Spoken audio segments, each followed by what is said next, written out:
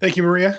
And we've got two Czech players about to set off against each other here. Martin Yuza versus Ondřej Stráský. Eduardo, kind of interesting. I was checking Twitter before we came into the round here, and I noticed that Martin, he was complaining about the mana base on this deck, on this Gruul deck. He said, with 30 lands in the deck, you'd think I'd be able to have double red when I need it, but he's found that sometimes that's difficult. What gives? This is only a 2-color deck. Right. So one of the things with the mana bases in Standard is they work because people can play way more lands than they often could, right? This Gruul deck's playing up to 30 lands. Obviously, Kazandu Mammoth is an excellent card, but it can be a land in some spots. The problem is there's no real dual land. There's not a Stomping Ground. There's not something in the deck that can produce both colors of mana. I actually saw a competitor or two play Temple of Abandon, just because if you have a Temple of Abandon, it's a lot easier to get double color cards. But often we see situations where, for example, a player has 2 red sources and only 1 green for Mammoth, so they can't play it on turn 3. And all of this does that up. So the fact that the lands only produce 1 color of mana and you have double red and double green can be quite problematic. Well, we've got a 1-drop fight here, Eduardo. It is Edgewall Innkeeper versus Ruin Crab somehow between the two players. You can see a slightly different approach to how they're trying to get the job done. And we're going to see a Scavenging Ooze hit the battlefield here for Martin Yuza.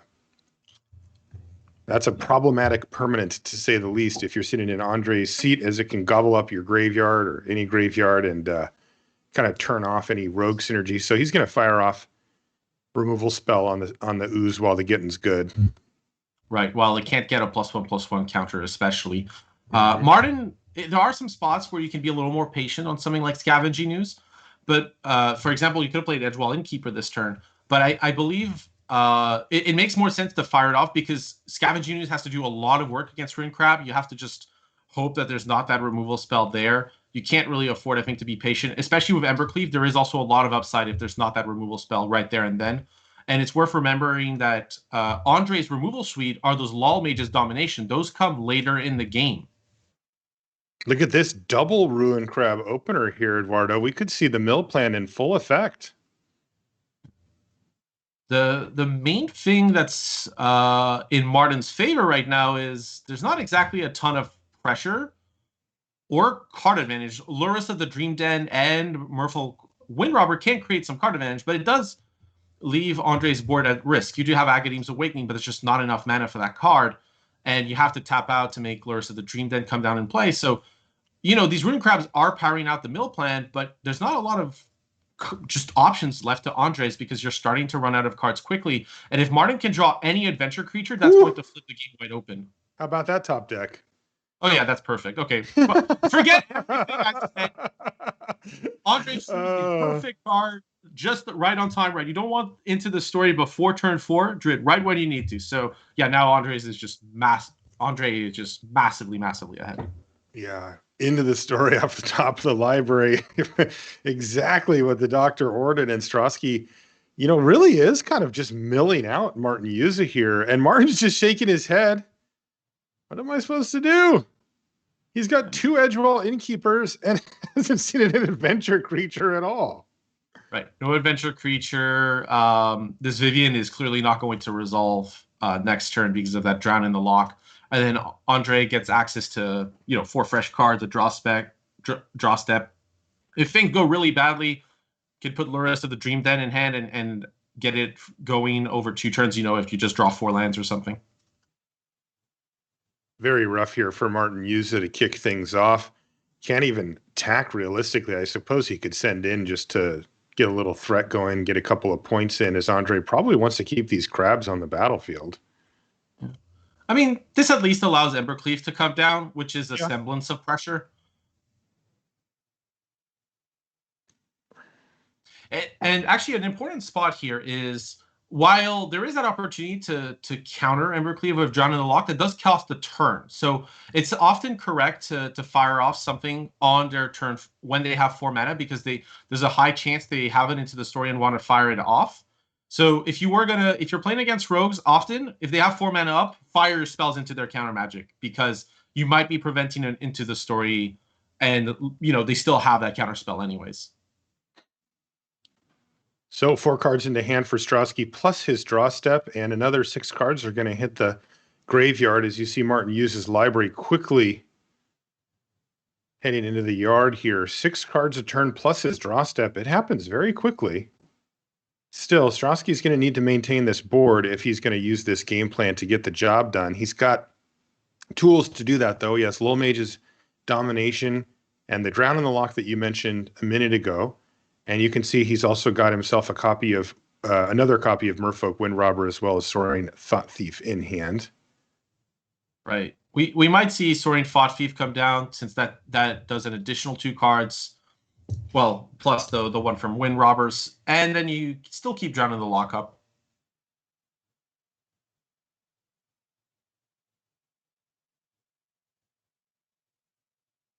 Yeah, Strassky seems content here to just pass the turn back. And look at Yuza shake his head. He's on tee. He is not happy about the way this draw has gone with the double Innkeeper and no adventure creatures. I mean, if you can find an adventure creature, he could just have a bunch of cards in hand. Of course, be pressuring as well, because whatever that creature is, it's going to do something towards getting the job done. And he just cannot find anything here. Yeah, I mean, Martin was complaining about lack of mana in the previous game, so that clearly heard his complaints and addressed the issue in a future game. I think that is how that works, isn't it? Yeah, be careful what you wish for. Exactly. Strassky is going to go ahead and block with the Soaring Thought Thief, which is going to trade off. And here comes the Vivian, which will almost certainly be met with Drown in the Lock. As Strassky has the answer for that, as well as the Lil Mage's Domination for a creature that gets cast. Not that Martin has one at the moment. And a couple of Triumphs here for Strassky as well. Strasky's content to just chip in with the Merfolk Wind Robber. I'm assuming he's going to play one of these Triumphs, and I wouldn't be shocked to see one of them get cycled at some point this game either. All right. Yeah. Well, he sacrificed the Wind Robber to see what he could find. He found a Soaring Thought Thief. A little awkward to find it after the Wind Robber was gone, but so it goes. Well, one couldn't exist without the other, so there was not really much of a choice. But obviously, you see this before any spells get played, just because of Lures of the Dream Den, the opportunity to draw something like Acadine's Awakening, or if you draw Drown in the Lock, then you don't necessarily cast the Wind Robber. You could, because you might plan to cycle the Zagoth Triumph. All right, there's a Merfolk Wind Robber. It's going to get sacrificed as well, right into a Bloodchief's Thirst. And there's a nice little target for it there if he wants to fire it off on the Innkeeper. He knows that Martin Yuza doesn't have access to any adventure creatures at the moment, but perhaps keeping a cap on that right now is what Ondřej wants to do. And there we go. Bloodchief's Thirst is going to take it out and leave Martin Yuza with nothing. He's got an Embercleave sitting all by itself, as well as a pair of lands in hand. And he's not a happy camper here, I can tell you that. Yeah. His draw has been misery for Martin Yuza, just nothing going right for him. Actually, so I was wondering, what was the plan from Strassky's side? Martin can literally just win by top decking Brushfire Elemental right here, right now. There was no answer to a Brushfire Elemental. Yeah, you're right. You're right. He didn't, though. He found Scorching Dragonfire way too late. Now the question is, can he make a game of this if he fires this off on one of the crabs? Here comes Soaring Thought Thief. Maybe he'll use that. Maybe he'll use a Dragonfire on that instead. Yeah, that's what he's going to do. I mean, Martin knows the cards that are milled, and Strassky can look at them as well. That Heartless Act was actually a huge pickup because now you're not worried about a Brushfire Elemental. No need to be concerned about it. Well, you know who else isn't worried about Brushfire Elemental? Ondřej Stráský. He's milled all of them. Ah, okay. Thankfully, he's in chat. Yeah, so that answers your question about the game plan there from Strassky, because he had looked at the graveyard of Martin Yuza, and all of the Brushfires were in the graveyard, and Yuza just found another land. I don't know if you saw that sigh from Yuza, but he's had about as much as he can take here. This draw has, hopefully he's getting it out of his system, right? Like just the thing where nothing lines up in any capacity whatsoever for you. And he's just going to scoop him up. Yeah. Hard to blame him there. I don't think many players would have lasted that long in that game without just conceding. Yeah, that was just painful to watch. Rough start to the match, really rough start to the match there for Martin Yuza, and that puts Ondřej Stráský up a game. We're going to take a short break. When we come back, we'll have sideboarding, and then we'll move into game number 2. We'll see you in just a minute.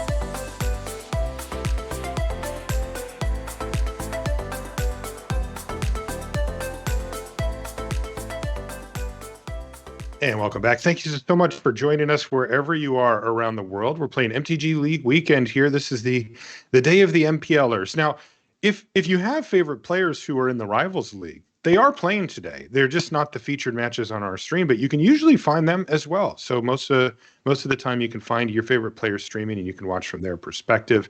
Here, we've got 2 Czech players going at it, Martin Yuza and Ondřej Stráský. Ondřej, gotta be said, pretty easy game 1.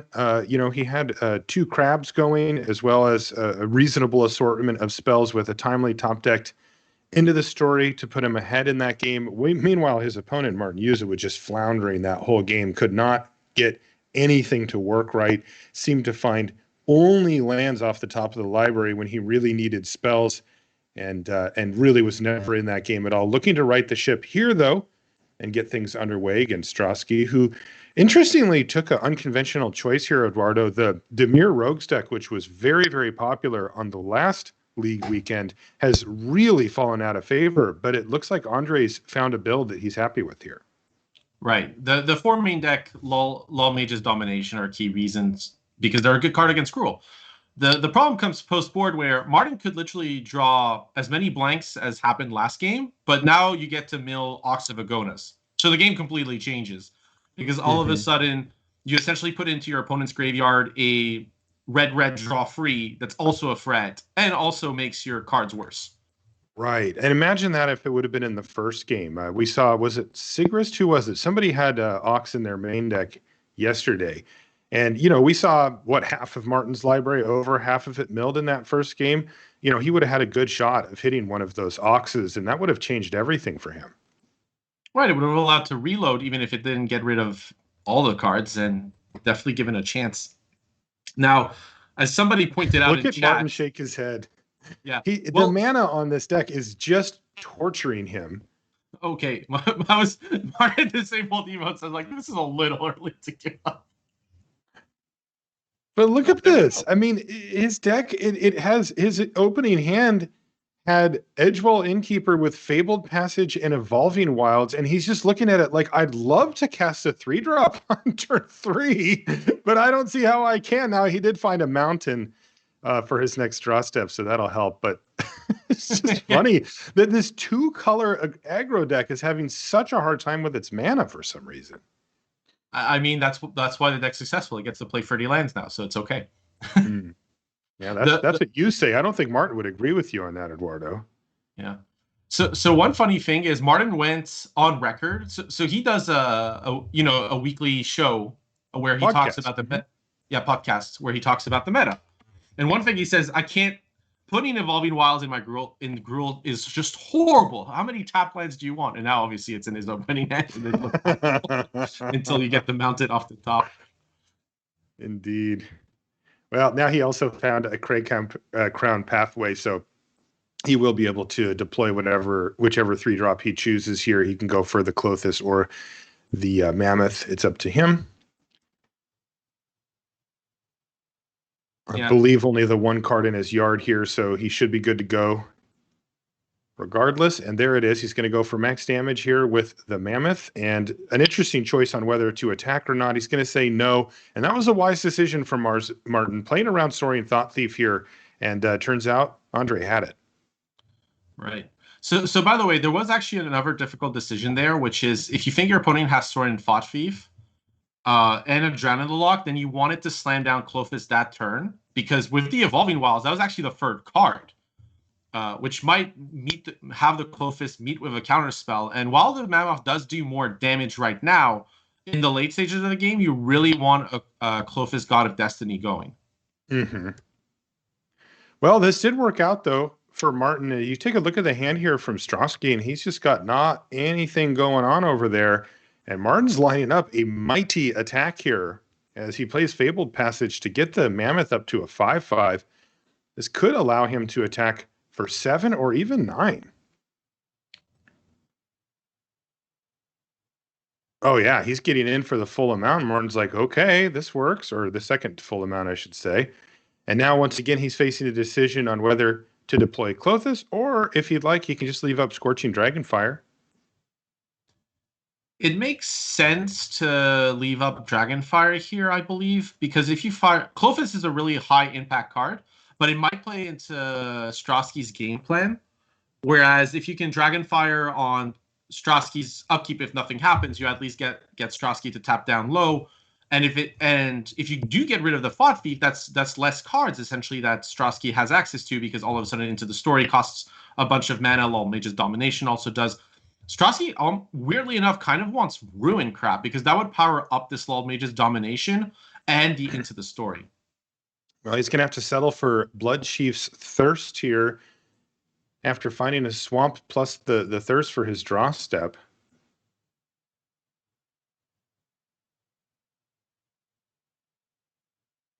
Is he forced to just fire off the Thirst on the Mammoth here to prevent the damage, Eduardo? I think so. There's not really enough option, right? Like, Lol Mage's Domination on an Edgewell Innkeeper isn't really the thing Dreams are made of. Mm-hmm. So, and well, I would argue, Eduardo, that Bloodchief's Thirst on Kazandu Mammoth is also not the thing that Martin was dreaming, or excuse me, that Ondřej was dreaming about when he put this deck together. These options they kind of are what they are, right? Oh, look at this Bone Crusher Giant here for Yuza. Now he's got the 2 Edgewell Innkeepers and finally found himself an adventure creature. Finally. Yeah, this is a very good turn, though, to slam down Clothis, God of Destiny, especially because at the end of the day, the other way that rogues can kind of fill up the graveyard is I'm just going to trade card for card, and at some point, I will naturally get you to 7 or 8 cards. So there is definitely an option here to fire off Clothis, because here you have to sacrifice the Fabled Passage if you're going to do Bone Crusher Giant and want that value off Stomp, which at this life total you really do. So you end up in this scenario where, well, now you have 6 cards. You don't need much more for Into the Story and Lol Mage's Dominations to start having an impact. Well, he's going to take the other route here. Stomp into Bone Crusher, into land. Land, as it turns out, gets in for 2 damage. Down to 8 goes Strassky. And this is definitely getting uncomfortable for him. No doubt about it. He has not been able to get the mill plan going enough to make his cards cheaper. So he's going to have to pay full price for a Lol Mage's Domination to do, well, as you described it, living the dream there. He's going to steal an Innkeeper. It's tapped, by the way, and it will stay that way. So a relatively low impact turn there for Strassky, who looks to be in desperation mode here as he's scheduled to take 5 damage at the minimum. Right. You take 5 here. Clothis comes down. That's a 2-turn clock. And Bone Crusher Giant's ability, starts to becoming very close to target this and lose the game. So, and I just don't see how Ondřej can really come out of this unless Martin decides to not play Clothis. If Martin plays Lovestruck Beast this turn, then there is a world where Strassky can take the Lovestruck Beast and block with it. But it has to be Lovestruck Beast with the token without the Clothis. I think if Clothis gets played, I don't really see an out for Strassky in this spot. It's really fun having the players in the chat, because Ondřej actually updated us about exactly what he dreamed about when he put this deck together. And he said, I had a strange dream about staying in a hostel in Italy with Mengucci, but nothing about thirsty mammoths. So, we were right, as it turns out. All right, so are we going to take a short break here? Yeah, we're going to take a quick break. We'll be back with more right after this.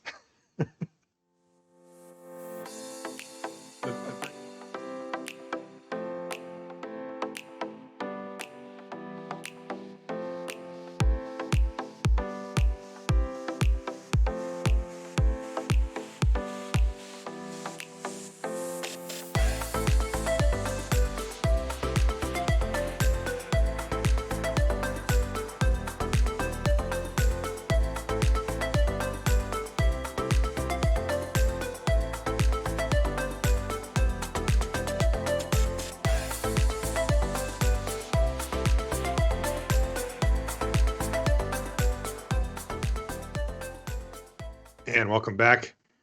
Ondřej Stráský very much awake for game number 3 here as the players finish up their sideboarding. And again, like any good live pro, Martin Yuza has got a handful of cards in his hand. It doesn't matter what kind of cards they are. He's got playing cards, but shuffling, fidgeting, relieving stress. Yeah. You do what you got to do, right? Yeah. He's doing it with actual 52 card decks rather than Magic cards. What's up with that? Yeah, I mean, you do, you know, whatever's around. Yeah, but look at this sideboard plan, by the way. Look at you cut all the expensive conditional cards like Embercleave and the Great Henge, and you just focus on cards that generate, because your Ox of Agonis already generate all the value you would ever need. So it's kind of an interesting game plan here of Scorching Dragonfire for Rune Crab and Soaring Thought Thief. And at some point, you'll mill an Ox of Agonis, and that will ride you to victory because it's more than enough cards between that and Vivian Monster's Advocate. You don't need Embercleave because your creatures are larger than your opponents. And there's not an endless stream of blockers, and you don't need the Great Henge because you already have your opponent's generating the card advantage for you. Yeah, and it's not like Ondřej has another game plan here, right? Like, he is forced to put cards into your graveyard, if anything, just to enable his Little Mage's dominations and his Into the Stories. Doesn't have to be his primary game plan, but he's going to be putting cards in your graveyard no matter what. It's not like he can dodge that. Take a look at the opener here from Martin Yuza. That pathway actually pretty nice for him. That was his first access to green mana, I believe. Well, it was that or the Mammoth. So this is where the decision becomes hard. I mean, the original plan was definitely to play turn 2, like turn 1 tap land in with the Kazandu. And then go to Brushfire Elemental and Clofis God of Destiny. But you see that idea of, look, I'm just going to try to draw an evergreen source because worst case scenario, I can go next turn, Pathway, Brushfire Elemental, and then if I don't get my green source, I can just play the one from my hand or whatever else, and at least I have Scorching Dragonfire as kind of a tempo play. Right, makes sense. Here's a non-green source. Again, the mana refuses to cooperate with Yuza, but this draw is fine. He actually does have access to most of what he needs. Just that second green source would be nice. But here we go, Brushfire Elemental to get in. This is a very real threat against Ondřej's list. Many of his creatures cannot block this, really, at any point.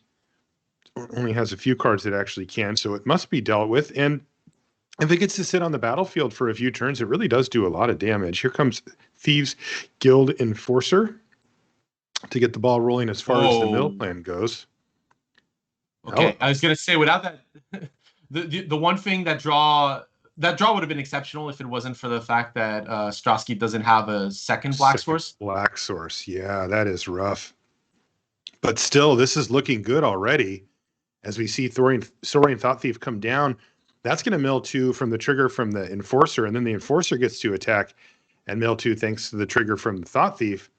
And that graveyard is getting full very quickly here for Martin Yuza. And you can see the 2 copies of Little Mage's Domination with another blue source. Oh, sorry, he's already got a blue source. We could see those come into play very soon. Yeah, this is actually, I think deploying the Mammoth might. Yeah, I like this a lot. Just going for the Dragonfire because it's.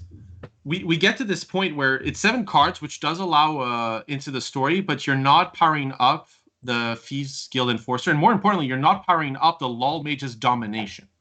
But of course, there's the second one coming, but that is over 2 turns, so you might have time to come back. If an Ox gets milled, we could have seen Martin, just go for a crazy plan of just getting back the Ox, because while it would have been, losing the cards in your hand, you're at least denying a bunch of cards from your opponent in the process.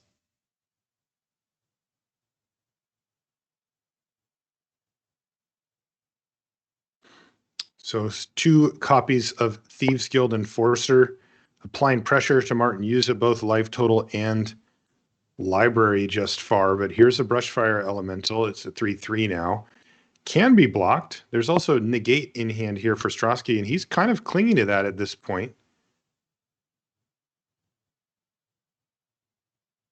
And Martin's just going to go ahead and send in with the Brushfire, and Strassky's happy to take advantage of the opportunity to trade here, it looks like. Yeah, Strassky probably wants an M-tier board because of Lol Mage's domination. Because then you steal the one threat that Martin has. But this might actually play okay for Martin. There is that idea to play the Shatter Skull smashing, and I'm trying to remember if Martin moused over the Thieves Guild Enforcer, though. Because that would have given Strassky an indication that it was targeted, so a consideration, and might have changed things. Turns out the best play for Martin this turn would be Clothis, God of Destiny, because it can't get hit by negates. It doesn't get hit by Lol Mage's domination, and it starts chipping the damage. Smashing would be okay. While it does get negated, it does mean that if you top deck a Vivian next turn, it would resolve.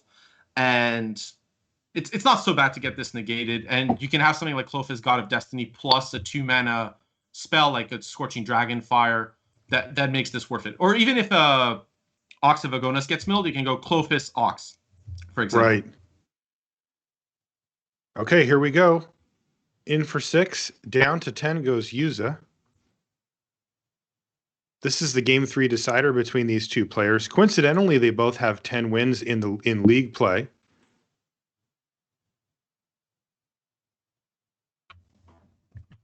And that was rough. Yeah. That said, domination. Martin's at 10. And Clothis, I mean, the life gain from Clothis can easily be relevant, but I think this is such a good turn to just get a smashing going and getting rid of these two creatures. Mm-hmm.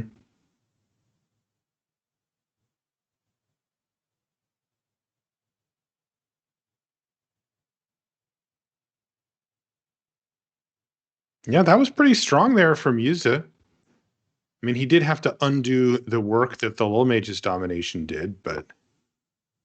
Ooh, and there's Scavenging Ooze as well. What can he do with this? I see Drown in the Lock in hand for Strassky, who's actually had some mana issues here, stuck on 3. Trying to remember how many cards Martin has in graveyard. I think that it's significantly more than 8. I think it's got. I believe it's 11 or 12 or something like that. So Ooze on its own wouldn't do the job. Oh, in Martin's yard? Yeah, it's at least 11 or 12. Yeah. Right. So this is actually going to be a rough spot because Ondřej gets a chance to deny this Ooze, Lol Mage's domination, the elephant, and then and put Martin to 4, which makes Clothis not playable essentially, since you would just lose the game on the spot. So forces the Lovestruck Beast. Ooh, how about a Scorching Dragonfire though? What do you point it at? Oh, good question. I guess you have to kill your own mammoth. I mean, a land would make it lethal. That's definitely an angle because you already have enough cards. And at this point, you actually want more cards to get milled rather than fewer because it gives you a greater chance to hit an Ox of Agonas. So you want to keep the Rogue specifically for that, but that's going to be lethal because of the Soaring Thought Thief's extra damage. So this is it. Martin Yuza has Clothis, God of Destiny on the battlefield and is falling to 0. Wow. Soaring Thought Thief gets the job done. That one extra point of damage is enough. And Ondřej Stráský wins the match 2-1 to improve to 11 wins here in league play. He's going to keep his countryman Martin Yuza at 10. Both of them doing pretty well, though. 10 and 11 is respectable, though they really do want to get a good run today to get that number up to keep themselves in that upper half of the standings. For now, though, Maria actually had a word with Martin Yuza.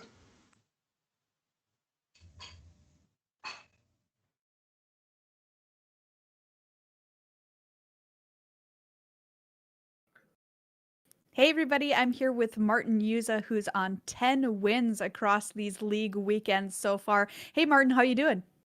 Hey, I'm good. How are you? Yeah, I mean, it's got to be weird playing all of these super high stakes matches from home, and we're early on in our league weekends here. There's going to be 7 total. We've just now gotten through basically 1.5. For you, what is the experience like playing such high level Magic so consistently from your house? It's not really any different than playing in person. Like, you still play the same people. it is just online rather than having actual cards in your hand. I think the only difference that I do like is I don't have to pack a lot of stuff with me. I don't have to like search for all the physical cards and putting together all the decks last minute, like calling my friends, hey, can you get me 2 of these and 3 of those? And like I forget this uncommon at home. Like it's a lot easier to do that on Arena, but you also have to pay attention to everything that happens on Arena, because sometimes little mistakes and misclicks can happen that would normally not happen in real life. So it's a little bit of both. And you're a Czech player. It's got to be have you noticed yourself feeling differently that you don't have to deal with stuff like jet lag, something people at home might not have to think about when they're just watching players play, but players are coming from all over the world and it can take a toll on you physically. Yeah, I don't really mind the traveling, and it's actually kind of funny because for me, I always like the tournaments in the US, because when you spend a lot of time at home, your sleep schedule tends to shift towards going to bed very late and waking up very late. So today, for us here, the competition starts at 5 p.m. and I woke up at 3 p.m. So it kind of just evens out. So I've always kind of liked going to the US tournaments because my sleep schedule would just automatically fix itself, and I would always go to sleep at like 10 p.m., wake up at 7 a.m., refreshed and just ready to play. So for me, that was never really an issue going to the US. And even now, like I'm kind of happy that we didn't start early in the morning of European time. Yeah, absolutely. How are you feeling with your deck choice for this weekend, playing some Gruel Adventures? I felt like Standard is kind of like a rock paper scissors meta game. I think Gruel and Rogues are the best decks. It kind of just depends on whoever's on the play in when they play against each other. Although Gruel does have advantage after sideboard, and then you can play a deck that beats Gruel, but then you're going to lose to Rogues, or you can play a deck that beats Rogues, but you're going to lose to Gruel. So in the end, I felt like Gruel was pretty much the best choice, but not really that I would be super excited about it. It's just like, yeah, I'm playing this deck because it makes sense. But it's not anything, game breaking or anything. It's just a really solid deck, but it's not like anybody broke it or anything. It's just a lot of Gruel mirrors, and yeah, it's a weird tournament because there's so few people and everybody is playing the same deck. But I do like this meta game a lot better than in the past year or two. Absolutely. And I mean, it's got to be kind of a different feeling too, because these league weekends, we're now on the 2nd out of 7. This is like a marathon. It's not a sprint. You've got 10 wins. Does it change your mindset going into any games, knowing you just have so many to play over such a long period of time? Or do you treat it just the same as you always did at any given tournament? It's like the fact that every match matters so much. Like you're literally playing for your job, for your, for next year's MPL, and how you're gonna be able to play Magic. The fact that every match matters, that actually makes me so invested in every match. Like normally, I don't get that much like, let's say, tilted when things go wrong, you lose a match because you didn't draw a third land or something. But here, after every match, I'm just like, oh my god, like this was so stressful. Every match is so incredibly stressful, and in a way, I wish we didn't have to go through that. But every season is like that. This just feels a little bit more stressful because we only play like 70 matches. Like normally, we used to play a lot of Grand Prix, a lot of Pro Tours, so you would play a lot more than 70. Now it is just 70 something matches, so every match counts for quite a lot. I hope you've got your kitty cat at home keeping you company during some of these tougher matches. He is here somewhere, but I think he's sleeping right now. I'll try to knock on something, and he's probably gonna think I have the little laser in my hand, and he's gonna probably. Is he happy that you're home more? He is pretty happy. Yeah, like he gets to hang out with me a lot. I do miss the traveling though. That is always what kept Magic fun for me, and I really like being able to go to all these places, and then after the tournament was over, we would go see something really cool in the location. And yeah, I can't wait. I can't wait to hopefully be able to do that again. Yeah, me too. Well, Martin Yuza, best of luck to you the rest of today and indeed through the rest of the league. Thanks for talking to me. Thanks. Have a good day.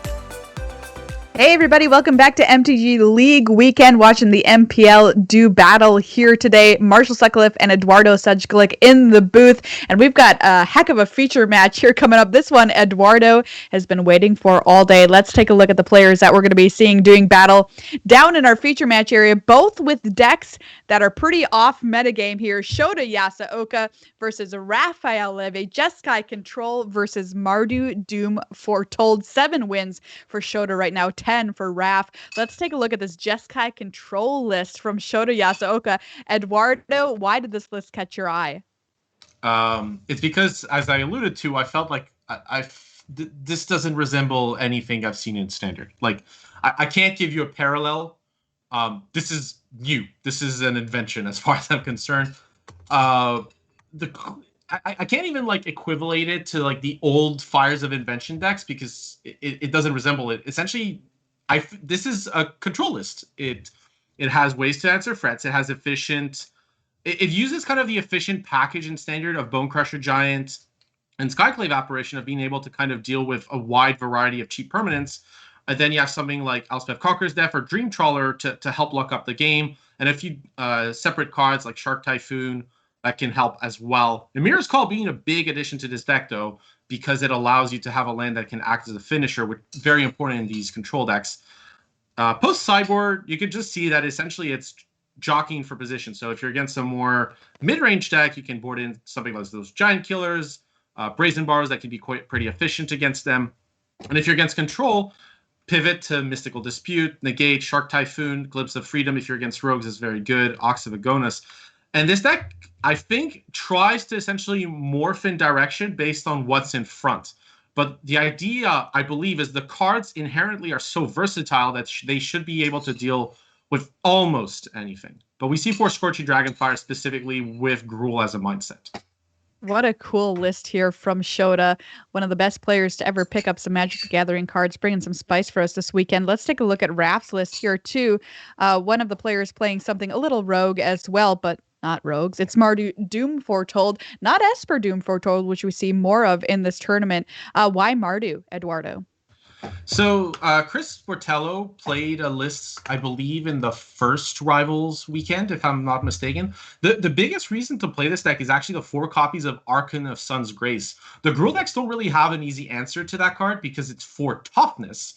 So if you get to control the board and untap with Archon of Sun's Grace, it's very effective against the Gruul decks. Extinction Event, it turns out a lot of the Gruul threats are odd mana costs, so you essentially get to play this one-sided Raph where you exile your opponent's side of the board and your Pegasi are free to roam.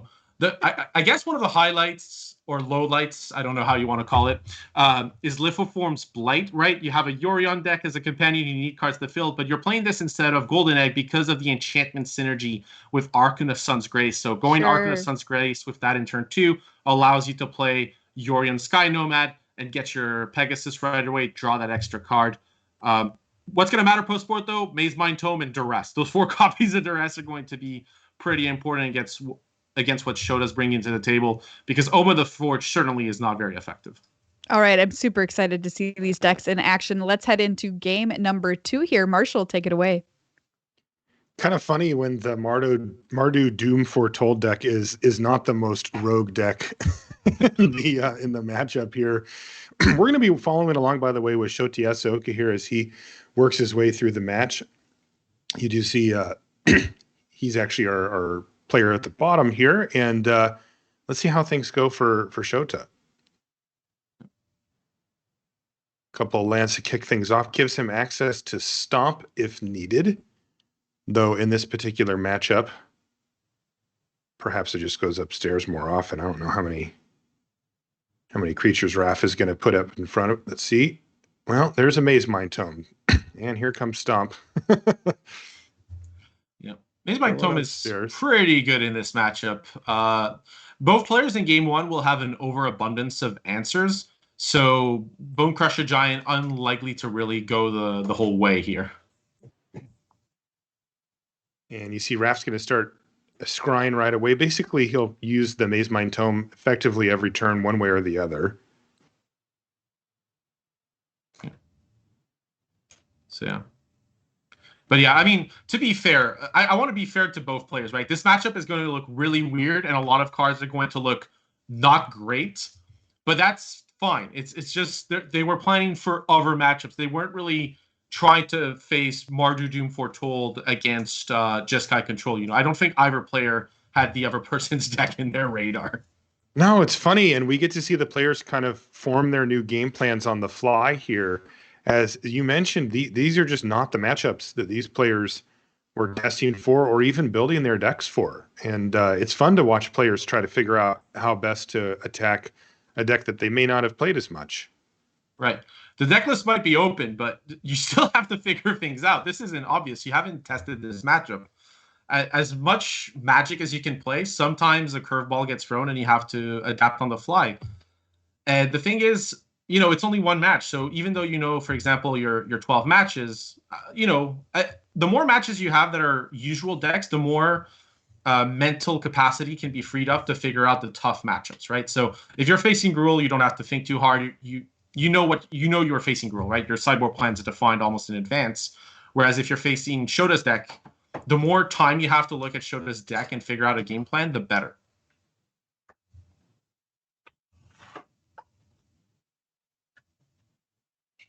Shota's hand is just hilarious. He has Shark Typhoon, Elspeth Conquers Death, and somehow Ox of Agonis in it. You know that Shota's gone rogue here when you take a look at his hand here. I don't want to call it Jeskai Binder because Shota started very well. Started with 3 wins yesterday, and then it went a little south. But by the way, here's a duress now from Raph Levy. That's going to prompt Shota to cycle away Shark Typhoon to get the 3/3 on the battlefield, and then Raph can take a look at what's left.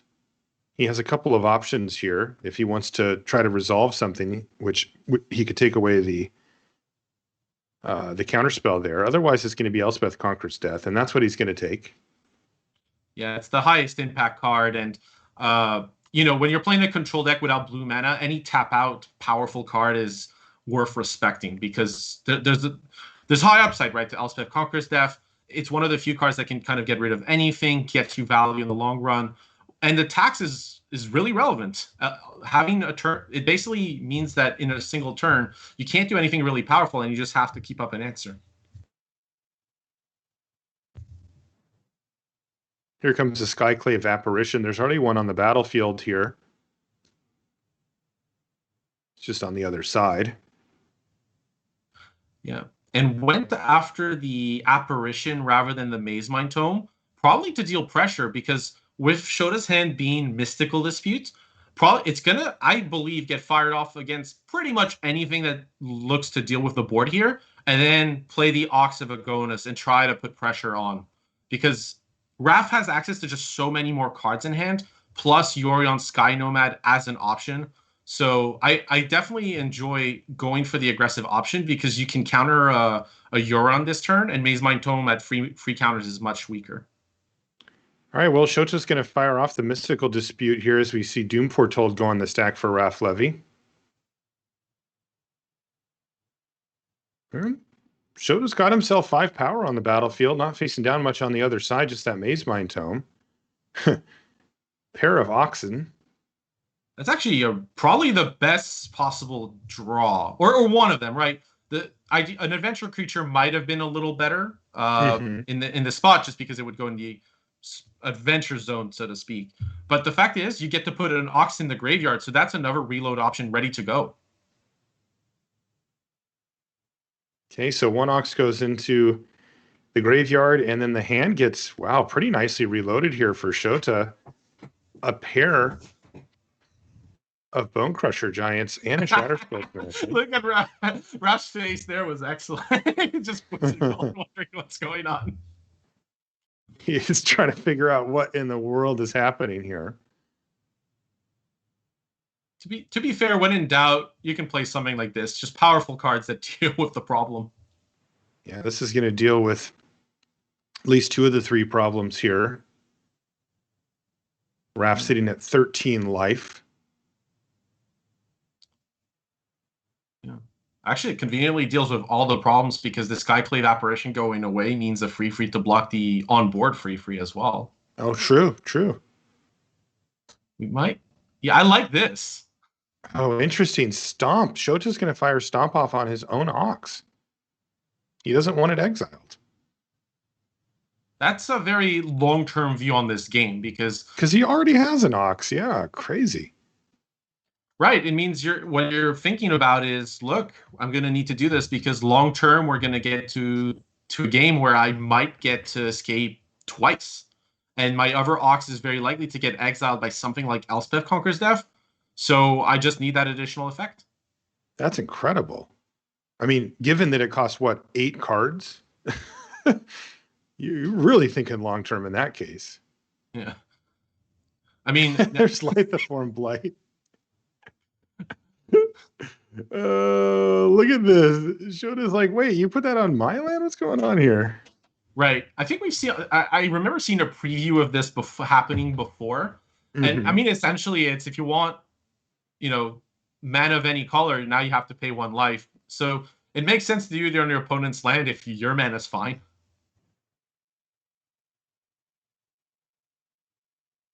That's really funny. Oh yeah, it's hilarious. This whole game it's effectively just a cantrip for Wrath, but it is gonna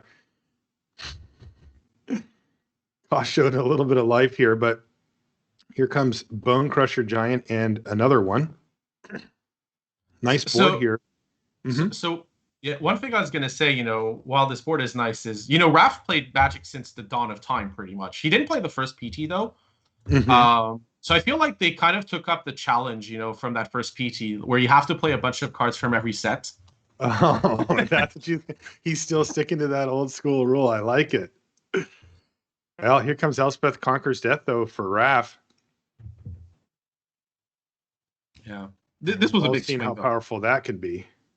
Yeah, that was a huge swing, right? Elspeth Conquers Death, plus Yorion's Waiting, so... This 4 damage from Bone Crusher Giant is almost irrelevant because of the Maze Mind Tome in play that can gain 4 life, but more likely than not, we're gonna see Wrath play Yorion, Sky Nomad, reset the Maze Mind Tome and the Elspeth Conquers Death, and take a pretty sizable lead in this game.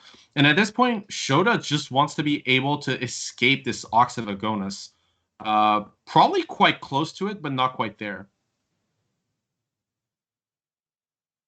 Looks like Shota doesn't have any interest in a negate on top of the library here. He's going to put it to the bottom. He's looking at the board and saying, little too late for negate at this point. He needs things that can catch him back up. Right, exactly. Negate is good when you're in parity or ahead, but if you're very behind and you need some kind of board presence, it's not going to do the job.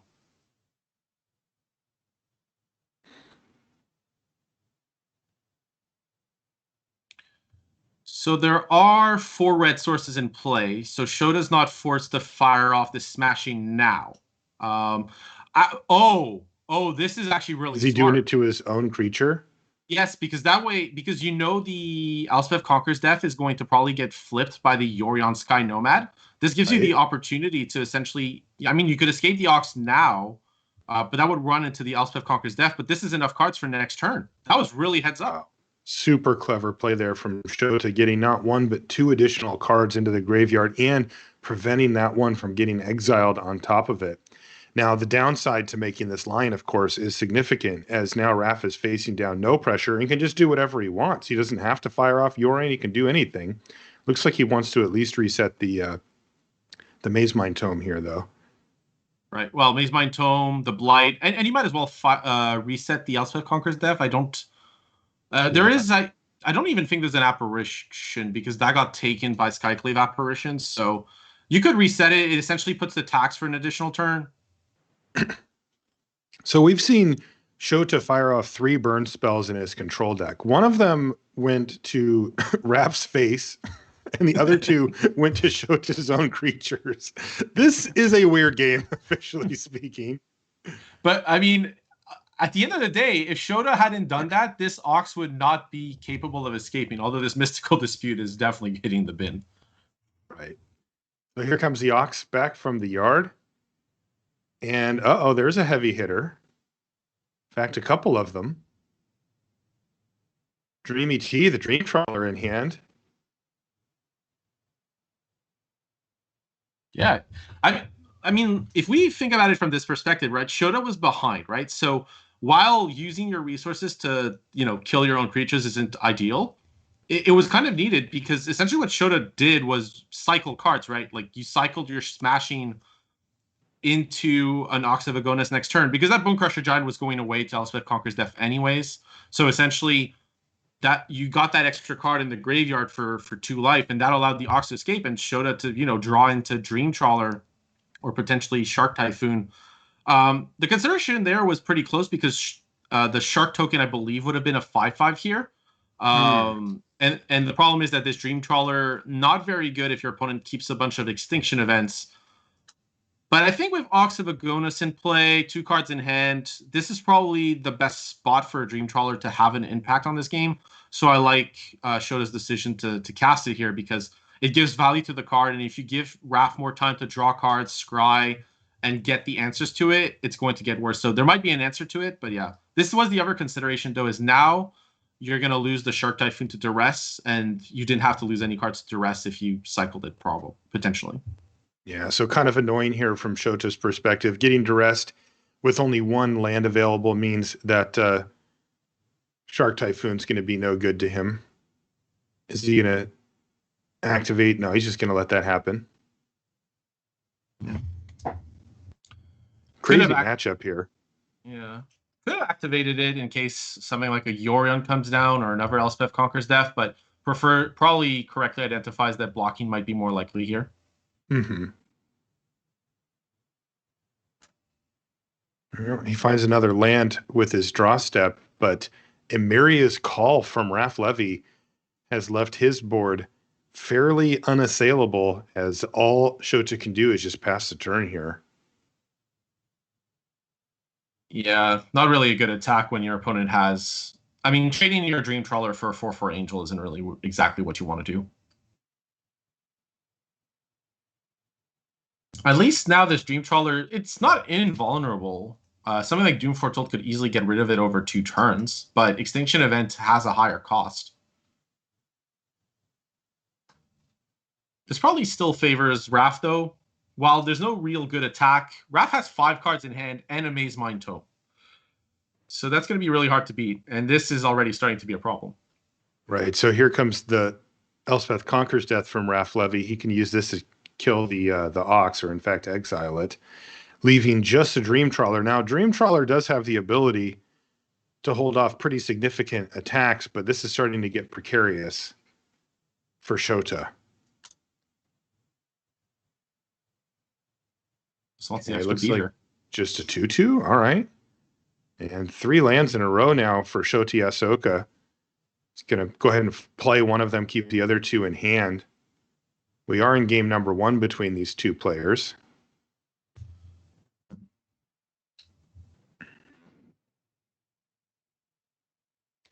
One of the problems, I think, is that Shota hasn't found really a way to leverage this excess of mana, which a lot of the cards built into these standard sets have things to do with mana, right? In the late game, even if you have 10 or 11 lands, there's often operations to do, because if you're building decks where you do play 10 or 11 lands, then you generally try to also have cards that take leverage of that fact, or something like Emeria's Call is going to be in the deck. A card that Shota would have loved to draw, by the way. Emeria's Call here would have been fantastic, making the Dream Trawler indestructible and giving a board presence. But unfortunately here, just, drawing lands and just nothing to do with the mana. The Shark Typhoon getting taken by Duress was also really key.